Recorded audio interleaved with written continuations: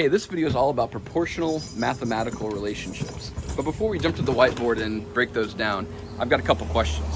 The first question is this. Let's say that I'm driving down the road in our Honda Fit, which is a pretty small car, and it's got a mass of about this. But then I'm gonna drive down that same road, the same speed, but now I'm gonna drive in our Toyota Sienna, which has a mass of about this, about twice as much mass as our Honda Fit. If I'm driving with the car that has double the mass, would I have double the energy? Or would I have more than double the energy? That's my first question. My second question is this. Let's say that I'm driving down the road at 30 miles an hour in the Toyota Sienna, but then I speed up to 60 miles an hour. I'm going twice as fast. If I'm going twice as fast, am I gonna have twice the kinetic energy, or am I gonna have more than twice the kinetic energy? Well, to answer those questions, I can go to this equation, which you may or may not know already. And whether you know anything about this kinetic energy equation, if I understand different types of proportional relationships, I can answer both of those questions. So let's jump to the whiteboard and explore proportional mathematical relationships. Here we go. We'll start with linear, and then we'll go to quadratic, inverse, and square root. So in a linear relationship, y, or one of the variables, is going to be proportional to x. Now that little fish-like symbol that just means proportional, you may or may not have encountered that before. It means that y is going to be equal to some constant times x. Whatever the constant is doesn't matter. Y and x will be proportional if y is equal to some number times x. Now that number could be 1, in which case it's y equals x. The number could be 5, so y equals 5x is a proportional linear relationship. It doesn't matter as long as it's y equals a constant times x. For this example, I'm just going to choose y equals 1.5x, and I'm going to fill out my data table here. So if x is 0, y equals 1.5 times 0, so y is 0. If x is 1, y equals 1.5 times 1, so y equals 1.5. If x equals 2, y equals 1.5 times 2, so y equals 3. And if you notice here, I'm plotting these points as I go to see what that relationship looks like. So here we have my 6 points on my graph. It clearly looks very linear, and so I can draw a line through these to show that linear relationship. I'm sure you've seen a linear relationship like this in one of your math classes before. But what we're adding to this that you may have not done before is this kind of proportional reasoning component. And so I want to answer these two questions. If x doubles, what happens to y? And if x triples, what happens to y? So let's pick two data points here. We need two values in which x is going to double. So 0, if I double 0, that's still 0, so that's not really going to help me. But I could start with 1. Let's say that x equals 1, and I double 1, meaning that 1 would then become 2. So I'm going to compare these 2 points. And the points I'm comparing are 1, 1.5, and 2, 3, right? This is a data point right here, a coordinate pair. So I multiplied 1 times 2 and got 2. Well, let's just look at what happened to our y values when I went from that point to the next. 1.5 times what would give me 3? Well, 1.5 times 2 is going to give me 3. So notice here as I doubled my x from 1 to 2, my y value, my corresponding y values, doubled from 1.5 to 3. So as x doubled, y doubled. Let's pick one more set of points to compare just to double check that. 2 to 3, well that's not doubling, so I can't just choose the next 2 points. So let's think about if x were 2 and I were to double that, so 2 times 2 is 4, I'm going to have to compare this point with this point down here where the x is 4. So when I go from 2 to 4, that's doubling x. 2 times 2 is 4. I'm going to compare the corresponding y values. So this 3 and then this 6 down here, which corresponds to the 4. So when I go from 3 to 6 for my y values, 3 times 2 gives me 6. So again, as I doubled my x from 2 to 4, my y doubles from 3 to 6. So that's consistent. As x doubles, my y value doubles. And that's going to be true for any linear proportional relationship. Before we go on to the x tripling part, I want to show the same thing on my graph and show the same thing algebraically. So I'm going to tell you 3 different ways to show this reasoning on what we have here. Let's pick 2 points. Let's say we pick 2 and 4. So as I go from 2 to 4, I'm doubling the x. So I'm going to trace up from that 2 and the 4 and find the corresponding data points that are on my graph. This point right here is 2, 3. This point right here is 4, 6. And I'm going to draw over to the left to show where those points are. So I said that's 2, 3, and the y value for this point is 6. So now let's compare what happened to my y values on my graph. As I went from 2 to 4 on my x, I went from 3 up to 6 on my y. 3 to 6 is doubling. So again, we just showed the same thing, but this time on the graph. All right, one more way to show the same reasoning, and that's to substitute numbers in to the algebraic expression. So let's say if our x was 1, what would our y value be? Well, I'm just going to substitute in 1 for x. X is 1, so 1.5 times 1 is 1.5. Now I'm going to double my x. If x is 1 and I double it, then x would be 2. Now I'm going to substitute that 2 in for my x in the equation here, and I would get y equals 1.5 times 2, which is 3. What happened to my y values? Well, 1.5 to 3, they doubled. So again, I just showed you 3 different ways to kind of do the same thing, to show what happens to y as the x doubles. Let's go a little bit farther. What if we triple the x? What if we change the x from 1 to 3, or 2 to 6, or 10 to 30? Well, I can use the same reasoning here. So I need to take an x value and then triple it. I'm going to choose my first x value as 1, and I'm going to triple 1 to get down to the 3 there. So I tripled my x from 1 to 3. Well, I'm going to look at the corresponding y values, which in this case, the corresponding y values will be 1.5 and 4.5. So 1.5 to 4.5, 1.5 times what gives me 4.5? 1.5 times 3 gives me 4.5. So as I tripled the x value, the y value tripled. You might notice a pattern there. If I double the x, the y doubles. If I triple the x, y triples.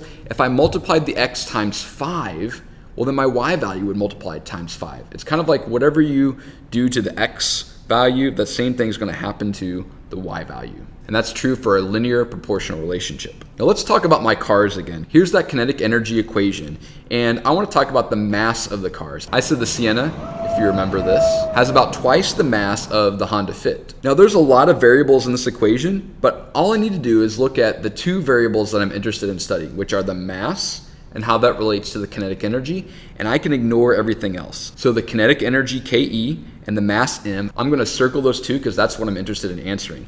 How does doubling the mass, in other words, driving the Sienna van instead of the Honda Fit small car, how does doubling that mass affect my kinetic energy?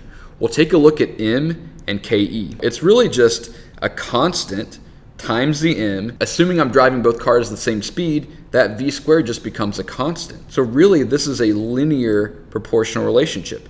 KE equals a constant times M. And we just said if you were to double one variable, the other variable doubles. So if you have double the mass, you would have double the kinetic energy. So we can answer that first question I asked by saying this.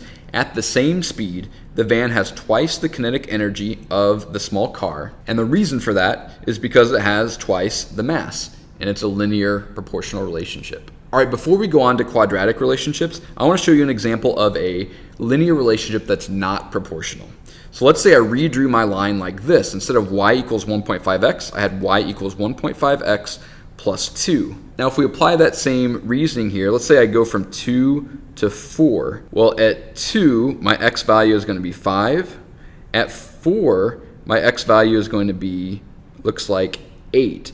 Now, so if my y value changed from 5 to 8, is that doubling? No. So this is not a proportional relationship, even though it's linear. And you'll notice the big difference here is I have that plus 2. I have this y-intercept that's added onto the equation, and that makes this not a proportional relationship, even though it is still a linear relationship.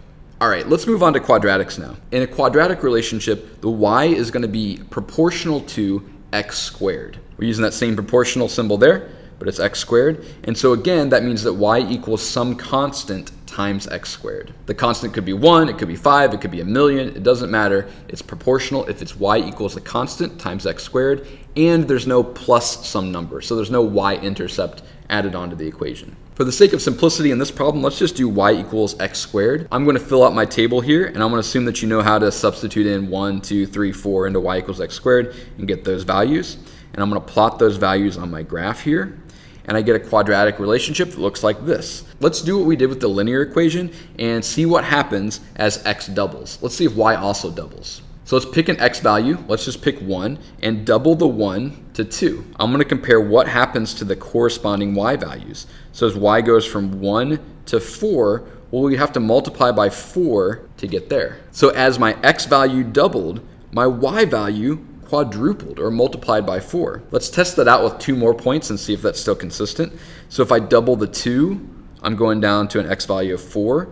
look at the corresponding y values. So as y changes from 4 down to the corresponding y value of 16, well, 4 times what gives you 16? 4 times 4. So again, as we doubled the x from 2 to 4, our y value again quadrupled or multiplied by 4. So if x doubles, y quadruples or multiplies by 4. What about if x triples here? Let's test it out and see what happens. This time I'm going to use the graph just because I could use any of the 3 methods, but I'm going to use the graph here. So I'm going to pick x equals 1 and x equals 3 because that's going to be the simplest points I can use.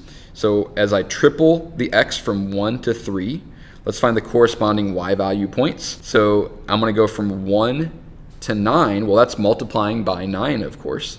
So as my x triples, my y value multiplied by 9.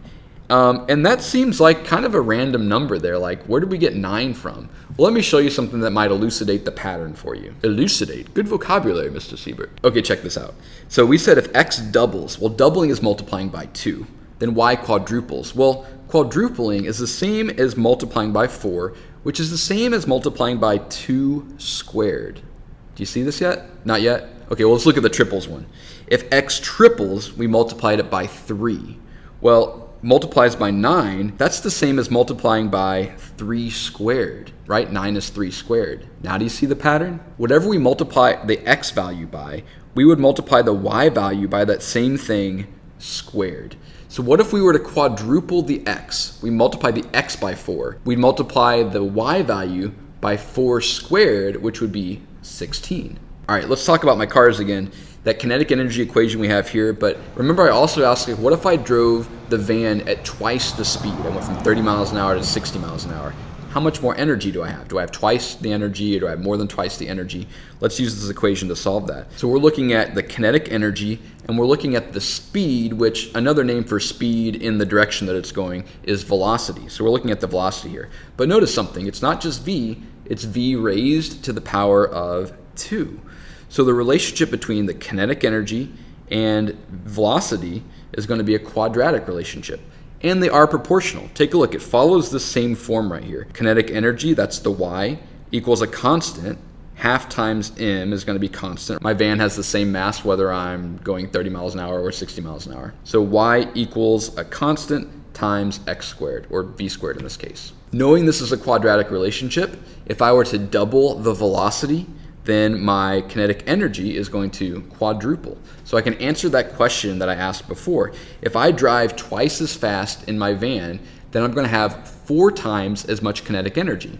That's something to keep in mind whenever you're driving at a faster and faster speed, like on the highway or something. If you're going twice as fast, it might not be twice as dangerous because you have 4 times the kinetic energy. So put your cell phone down while you're driving and pay attention to the road. At least until we have self-driving cars on the road, which are going to be way safer than humans driving. Like, for real, computers are way better at driving cars than humans. All right, last but not least, let's take a look at a quadratic that's not a proportional quadratic relationship. And just like the linear, it's going to be something where we've added on plus some number onto the end. So instead of y equals x squared, it could be y equals x squared plus 2. And if you'll notice, the quadratic here doesn't go through the origin, just like the linear equation that wasn't proportional didn't go through the origin either. So if you have a linear or a quadratic that doesn't go through 0, 0, or in other words, it's got plus some number added on to the equation, it'll be quadratic still, but it won't be proportional. And we can't apply the reasoning like if you were to double the x, the y quadruples if it's not actually proportional. Next, we have inverse relationships. And so in inverse relationships, y is going to be proportional to 1 over x. And this is going to mean that as we increase the x, the y value is actually going to get smaller, or vice versa. If we decrease the x, the y value gets bigger. Just like before, y is going to be equal to a constant times, in this case, 1 over x. Let's use the simplest example we can, which is y equals 1 over x. I'm going to fill out my data table here. When I do y equals 1 over 0, that point doesn't exist. In math class, you probably call that undefined, but that point doesn't exist on our graph. All right, if I substitute in 0.1 for x, I get 10, 0.2 for x, I get 5, 0.3 for x, I get 3.3 repeating, then 2.5. If you notice, I'm using 0.1s here instead of 1. I just did that so that it fits on my graph a little bit easier. It makes the numbers a little bit easier. All right, let's plot those points, and we get something like this, and that's going to be our inverse relationship of y equals 1 over x. Let's use our same reasoning. What happens as x doubles?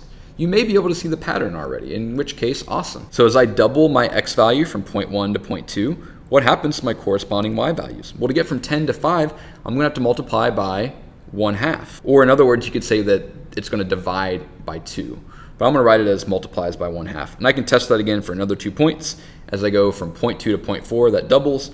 I would go from 5 to 2.5, that's going to multiply by 1/2 again. And so as x doubles, y multiplies by 1/2, or I could also say it divides in half, or divides by 2. Now notice something, when we say that y multiplies by 1/2, that kind of matches our equation up here.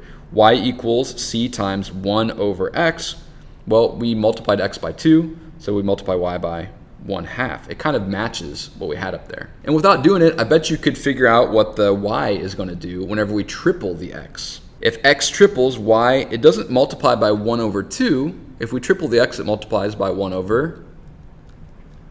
Exactly! I assume you said 3. I can't tell because you're watching this, but I assume you said multiplies by 1 over 3. Are you there? Are you paying attention? Let's look at an example that has nothing to do with my car, and that's going to be this. This is the ideal gas law, which you may have learned about in chemistry, or maybe you haven't. But whether or not you have or you haven't doesn't matter, though, because we can use this proportional reasoning. We're going to look at pressure and the volume of a gas. So if you were to double the volume of the gas, in other words, you took gas in a container and you doubled the size of the container, what would happen to the pressure? Well, take a look at it. This volume is in the denominator of the fraction here. It doesn't matter, this nRT stuff, that's just going to be a constant if we're just looking at volume and pressure. So if you were to double the volume, and this is an inverse relationship, then the pressure is going to divide in half, or multiply by 1/2. So you could say if we double a gas's volume, then its pressure divides in half. It's kind of cool. You can do a lot of reasoning from an equation, even if you don't know all the ins and outs of the equation. If you understand this proportional reasoning aspect that we're doing here of if x doubles, blah, blah, blah, and you know these different mathematical relationships,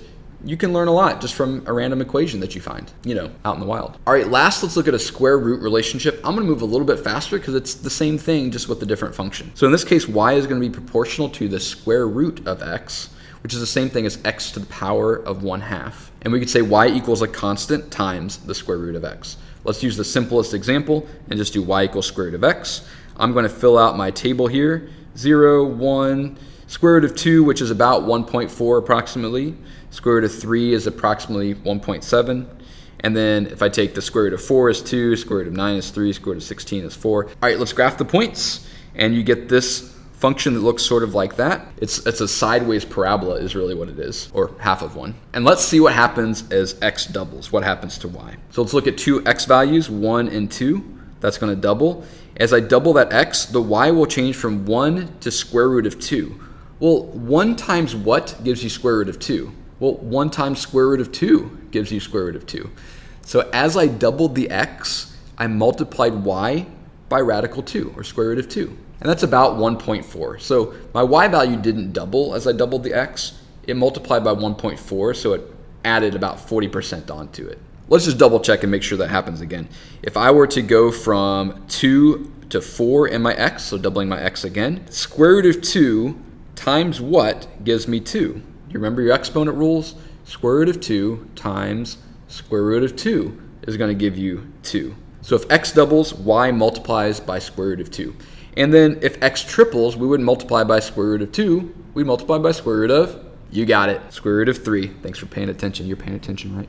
To my video. I've got an example here. I'm not going to get too much into this example because this video is getting too long. But in this case, if I were comparing m and t, if I were to double the m, what would happen to t? Well, the m is in the square root, right? So if I were to double the m, the t would multiply by about 1.4, multiplied by square root of 2.